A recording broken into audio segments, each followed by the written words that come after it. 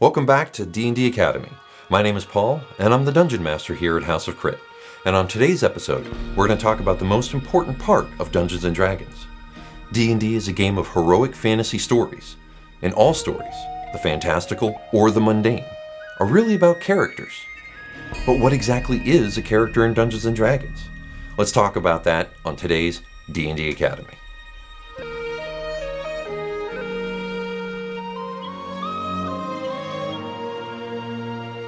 For most people, playing Dungeons & Dragons means they are playing a single character over the course of the game. Their character is their avatar in the context of the story. They make all the decisions for this character, choose the actions they take, and play out their personality. This can be as simple as merely stating what the character does. My fighter attacks that orc. My rogue tries to pickpocket that guard. This is the basic way to play a character, and it's very important to keep in mind there's really no wrong way to play your character, so long as you're having fun, along with the other players at the table. Some players like to get more in character when playing, such as narrating their character's actions in detail, or using an accent or a different vocal tone when speaking as the character. These are not better or worse than simply stating what the character does. It's merely a matter of your comfort level at the gaming table. Sometimes players narrate what their character does from a first-person perspective. I attack that goblin. I cast fireball.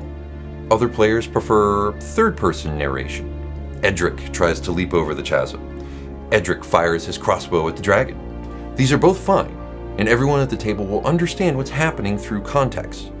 Once you get into your character's mindset, begin thinking as that character and narrating their actions, you're now role-playing, and that is the core fun of Dungeons & Dragons.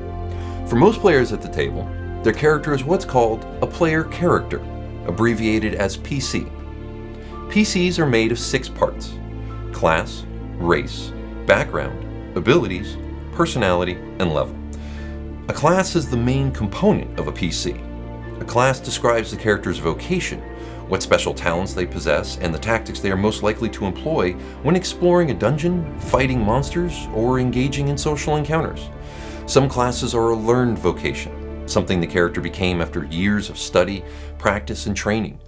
Others are born with powerful gifts, and some have even tapped into fonts of supernatural magic.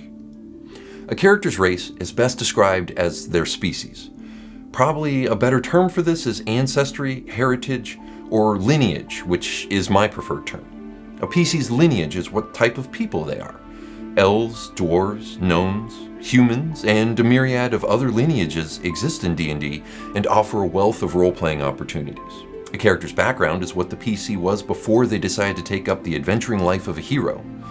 Were they a soldier, a street urchin, a noble, a sage? A PC's background helps frame the character's personality. That is to say, who that character is and what they're like. And this gives them a history to draw upon, which helps enrich the character's story. A PC's abilities are the attributes that help shape what they are good at, and also the things that they're not so good at. Tough fighters are very strong, and scholarly wizards are very intelligent. And it's the abilities that are the number values the game uses when the dice come into play. Finally, a PC's level is the measure of how advanced they are in their class, and is used as the measure of progress a character has made through the game. The higher a PC's level, the more powerful the character is. As PC's level, they gain access to higher abilities, as well as better things like more attacks, specialized skills, and more potent spells. Players keep track of all this information on their character sheets. The character sheet is just a record of the character's information. A good thing to keep in mind is that the sheet is not the character. The characters live in the players' minds, and they come alive when the game is played. Now, while most of the players at the table are playing one PC each, there's one player who's playing a whole cast of characters, and that player is the Dungeon Master. Part of the DM's role is playing every character in the game that is not one of the PCs. These characters are called NPCs, or non-player characters. NPCs are far simpler to run than a PC because the DM often has an entire array of them. Also, as every monster is played by the DM, they are also NPCs. Typically, these are very simple characters, but the DM is free to, and highly encouraged, to roleplay the monsters as whole characters with wants, needs, goals, and interests, which dynamically brings the game world to life. So that's it for these introductory videos talking about Dungeons & Dragons.